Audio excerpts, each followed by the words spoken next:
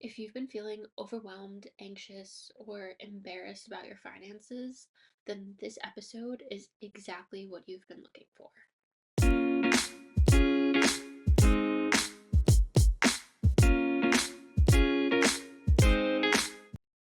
Hello, and welcome to another episode of Happy, Healthy, and Wealthy. I'm Nicole, the host of this podcast and the founder of Mindful Money Media, a company dedicated to promoting financial literacy and wellness to everyone, but particularly women. As you can tell if you are watching this on YouTube and not just listening, I am back in my regular location. Last week I was somewhere else, was looking a little different, but we're back in my big comfy chair. And I'm so excited for today's episode, which is all about feeling good about your finances. And I know that this may seem like a tall order, especially given the economy and everything going on. But I just know that it is so easy to catastrophize and fear the worst and just start exuding doom and gloom. And like anytime that you even think about money, you start to avoid opening your bank app or looking at your accounts. And that is not a good place. We don't want to be in that place where we're just avoiding everything because we're afraid of seeing what's going on. And these negative feelings that surround your money and your situation, whatever that may be. Maybe you have a lot of debt, or you're struggling to pay your mortgage, or you're just living paycheck to paycheck, um, or you're struggling to just afford to live the life that you want to be living. It can start to lead you to avoid the subject altogether. And that is hardly productive, especially if you're trying to make meaningful progress towards your goals. Instead, we're going to focus on cultivating a positive mindset and a positive attitude because that's the number one thing. A positive mindset is going to be the number one determining factor in your success. So, we're going to cultivate that just around money in general. And then, of course, start implementing some healthy habits to support us along the way. So, let's get into this. But actually, before we do, if I sound stuffy, I'm so sorry. My allergies have been so bad lately. So I'm just gonna apologize in advance if you have to listen to the next however long this episode is, and I sound kind of nasally or congested.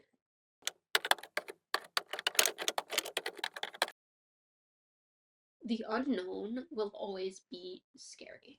That is why so many people are afraid of the deep depths of the ocean and space. Like, space terrifies me. Anytime I watch like an alien movie, it's just like this vastness, this black vastness of space, it freaks me out because there's just so much unknown about it. It's unfamiliar.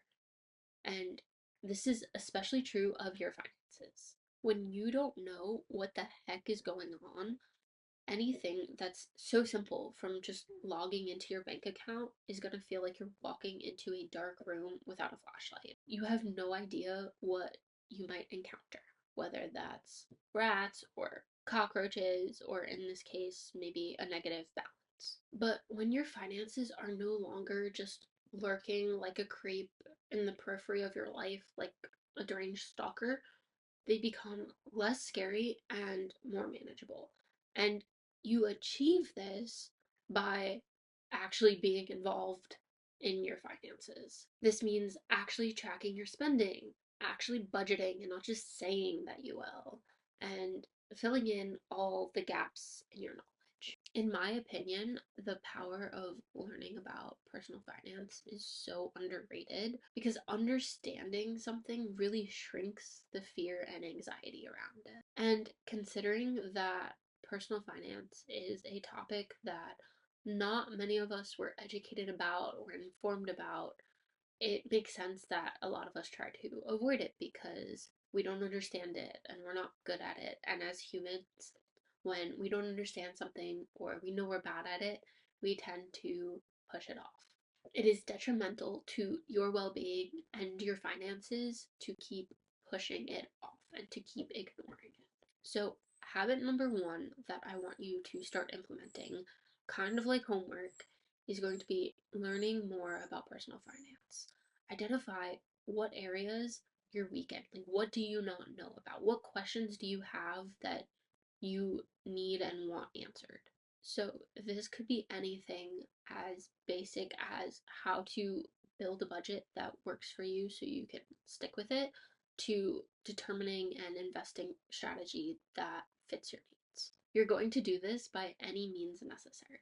So, this could be reading books, listening to podcasts, watching YouTube videos, attending workshops, or meeting with an advisor or a planner or a coach or anyone that can provide knowledge or support that can help you.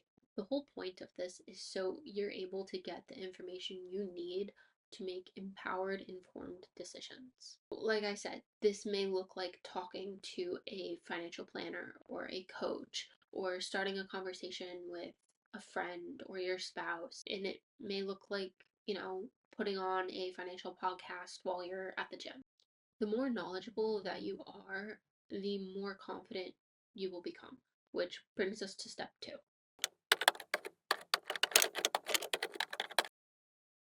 With knowledge comes confidence, but that confidence comes at different levels and it's different for everyone. You may be confident in what you know, but you might not be so confident in actually applying it or believing that you deserve the changes that will come from applying it. Do you believe that you are capable of putting it into action?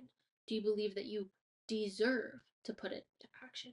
And if the answer is no, then these roadblocks can and will get in the way of your progress. Because even with all the knowledge in the world, if you don't have the right mindset, it's going to be kind of useless. Kind of like a remote without batteries. If you don't believe in your own capability or worthiness, nothing is going to change. So, if you're someone who struggles with your confidence, particularly around money, which I know a lot of people do, uh, what can you do to fix this? I find that affirmations and or introspective journaling can be really helpful. So you can pick one or do both, whatever you're more comfortable with. But I find that affirmations are really helpful for becoming your own hype woman or hype man, because they're kind of a little bit like, in my opinion, gaslighting yourself, which is kind of fun, um, where you just tell yourself something until you start to believe it. So you can make up your own, or I'll give you a few to start with here. I am capable of changing my financial habits. I deserve to live a financially free life. My financial situation does not determine my worth. I control my money, not the other way around. And if you choose to journal, this is also a really good practice if you like to get your thoughts out on the page. Maybe you're looking to get a little deeper into the why behind why you're struggling. You can use financial journal prompts. I'll give you some in a minute. Or you can just free write to kind of explore why you're struggling. So, some prompts that you might want to use could be: when did I first start experiencing negative feelings about money? What relationship with money did I observe growing up? How am I holding myself back financially? Now, affirmations and journaling, they're really great, but they're not the be all end all. You may need to talk to a therapist or someone else to get a little more insight, and maybe a little bit more professional insight into why you're struggling, if you really feel like the affirmations and the journaling are not going to be enough for you to get past whatever is holding you back. And don't forget that this process takes time. So change comes with time and with persistence. So don't give up. Stay the course. It may feel a little daunting to not see any changes happening immediately, but that is okay. Just give yourself some grace.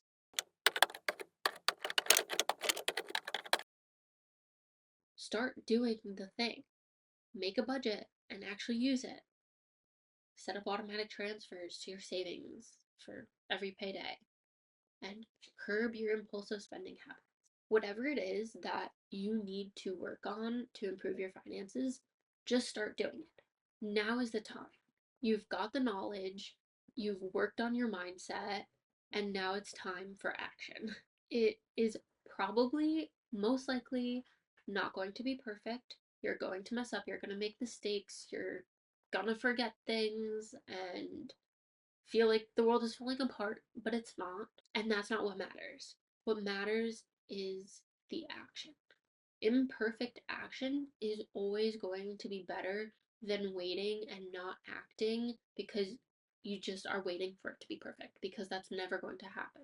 It is so important to actually start, because when we start doing it, we not only continue to learn and build confidence, but it also reinforces the habit. So it's really all connected. So whatever it is you're doing, right? Trying to budget, save money, pay off debt, we're going to call it practice, right? Because you're doing this thing, it's like, building muscles, you have to have that repetition in order for, your muscles to grow big and strong. And it's the same with your finances. You have to have the repetition, the habit, the routine in order for you to actually feel confident in what you're doing and understand what you're doing and keep it up, keep that momentum going. So the more that you practice, the better that you're going to feel about your situation because you have more control over it. And that's the thing, is when we are ignoring our problems, pushing them into the corner, they feel bigger and scarier than they actually are because we don't have control over them. We don't have a say over what's going on because we've chosen to ignore it, stuff it in a closet, stuff it under the bed, whatever it is. It feels better to have a sense of control rather than just leaving it up to chance. And it's really important that you stay mindful throughout this whole process because it's really going to help you be able to discern what is working for you and what is not. Don't fall into this trap of feeling like once you make a plan, you have to stick with it no matter what, because then you're just going to feel trapped. There's always room to make adjustments and improvements, and just keep flexibility front of mind for this whole process. So, in order to really know how your progress is progressing, it could be helpful for you to use a habit tracker. So, every time you put money into your savings account, let's say, you can check it off. And anytime you make an extra payment on your debt, you can check it off. And this helps you stay accountable and make sure that you're actually doing what you set out to do.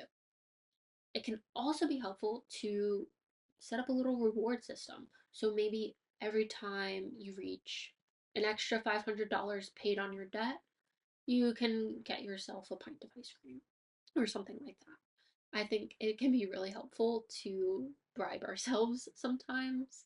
You can also check in with yourself using the following questions just as a guideline. What habits make me feel more confident or less confident with money?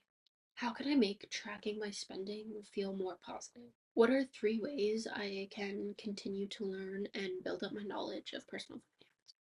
And once you identify what might be causing these unhealthy financial habits, ask yourself, what can I do to reduce or remove these triggers?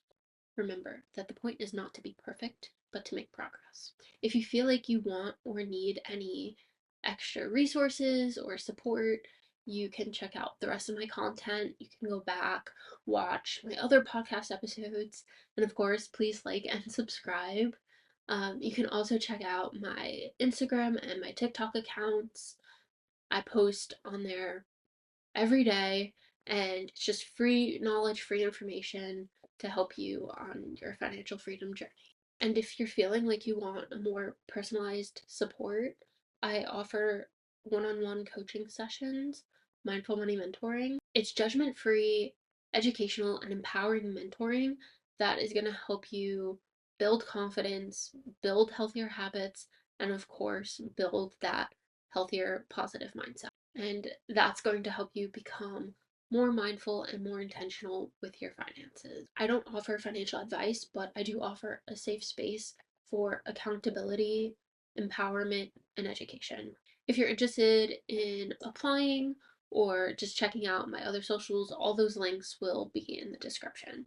So, thank you all so much. Like, I just have to say it every time because it's just so exciting to me that I have this podcast and I get to talk about something that means a lot to me and help other people and just do all these wonderful, amazing things. So, thank you for sticking around, for watching this episode or listening to it, and I hope you have a wonderful week. I'll see you next time. Bye.